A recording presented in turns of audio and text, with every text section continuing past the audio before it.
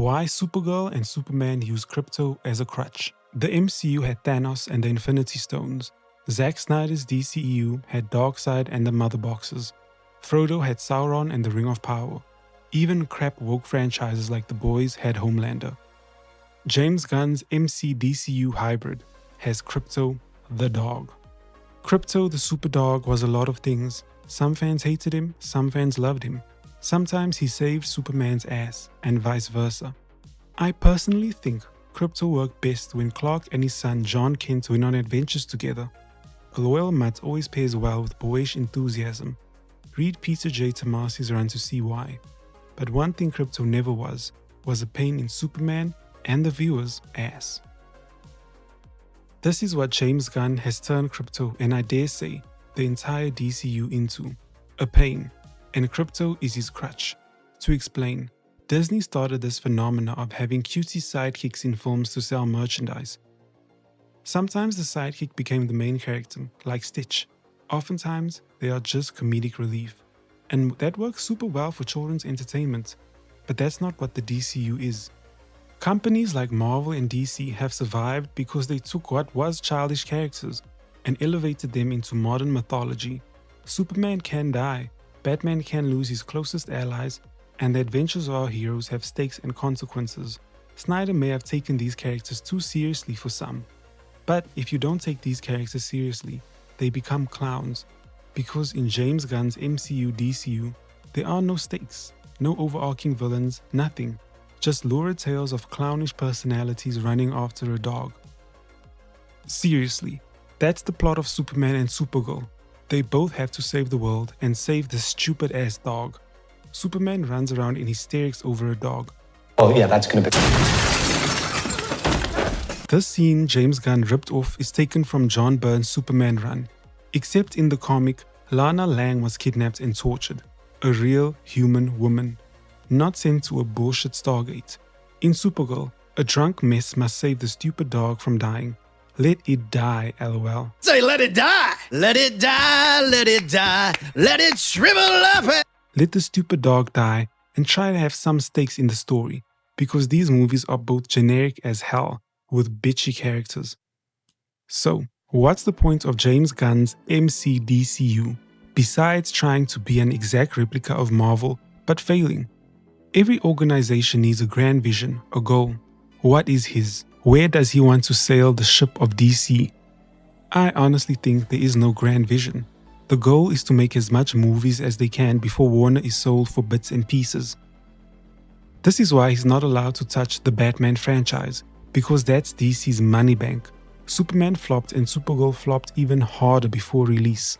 This isn't a cinematic universe. This is a hatchet job to try and look productive and profitable. The executives are there to strip Warner's corpse for spare parts, and the DCU is just the flavor of the month until video game movies officially take over. That's all David Zaslav is. Many hoped Zaslav would save the DCU from falling apart, but he's not there to save this. He's there to make as much money as he can. Sure, he saved us from one woke movie called Batgirl, but everything else he's given us from the DCU shows he clearly doesn't care. Everything is a ploy to sell the stupid company called Warner Bros. Off to the highest bidder. He's just there to dress up a pretty corpse. And that's why these movies are shallow and vapid with self-inserts. Krypto is influenced by my dog Ozu, who's the worst dog in the world, and now we get to see the worst super dog in the world. Shut up, bitch! That's why these movies revolve around a shitty dog, because that's the depth of care put into them. When I think of Snyder's trilogy about Superman, I think of redemption, rebirth, and resurrection of self. When I think of Gunn's Superman, I think of weakness and caring about what people on Twitter say.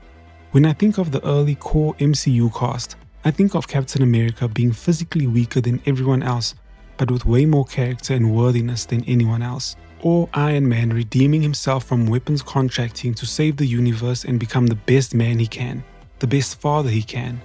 Or Thor becoming a better king than his father and loving his brother unconditionally. Before the Taika Waititi crap.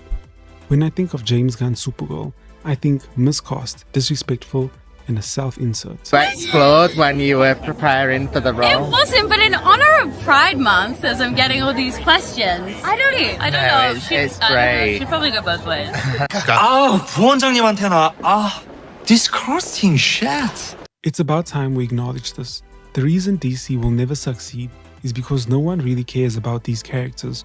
James Gunn has proven that beyond a shadow of a doubt, he does not care what the hell these characters are. Until the CEO of DC or Warner Bros. Has the common sense to step into a comic book shop, live and breathe the lore and mythology of these characters, and study what makes 100 years of these characters actually work, the keys to the kingdom will always be in the hands of a Saruman, a highly respected individual who will betray any he encounters for power.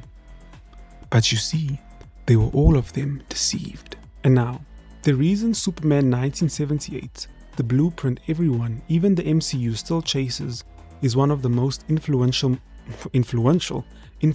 movies ever, is very similar to you. Director Richard Donner believed in Superman. He was a huge comic book nerd who admits to only having read Superman for a period of time in his youth, and he just wanted to respect the character. My video on Superman 78 will tell you how close it came to being a train wreck, but luckily, one person stepped in and changed cinema forever. Those types of artists are no longer allowed in Hollywood. You are not allowed to question the status quo, to butt heads with producers, because you just get fired. Millie Alcock, Rachel Zegler, Kathleen Kennedy, James Gunn, Amanda Stenberg, Phoebe Waller-Bridge, Pedro Pascal and company are all there to execute the message of DEI, not art. The orcs are telling the men and the elven folk what beauty, heroism and truth are, and the Great Eye watches all these underlings work tirelessly.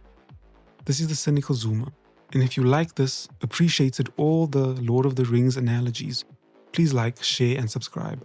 God bless.